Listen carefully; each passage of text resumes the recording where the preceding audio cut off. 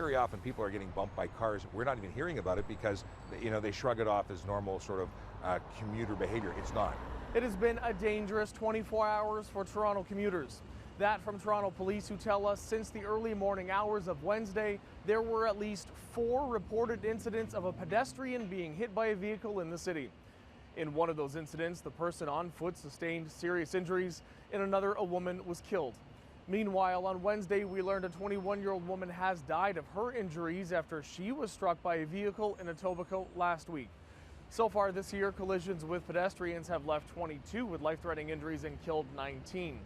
Now, Toronto police are warning there may be a couple of factors at work adding to danger on the roads, and they're reminding us that the old advice still stands. The obvious is that drivers need to be driving, not texting, not doing anything but focusing on safety. And that includes driving safely, driving at the speed limit or below the speed limit, depending on conditions. But there's also responsibility for pedestrians. Make sure when you're crossing the street that you're looking both ways. It sounds really simple.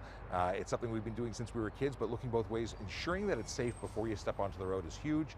And obviously using a signalized intersection in a well-lit area is advisable. Light colored clothing, and also focus on the task at hand, crossing safely. Keep your phones for when you're somewhere safe, not when you're crossing the street. We expect some of this when the change in daylight savings. This is a little early, but we are getting less sunlight. Is that a factor right now too?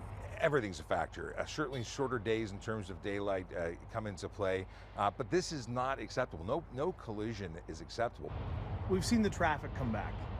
Is it possible that there was a little bit of an effect where both pedestrians and drivers alike kind of got used to being not the only ones on the road, but one of much fewer, and now suddenly everybody's all back together again? Volume is huge, at least a huge factor here. We need to remember that cars are big and dangerous, as are trucks and all motor vehicles, and those that are walking, need to be cautious.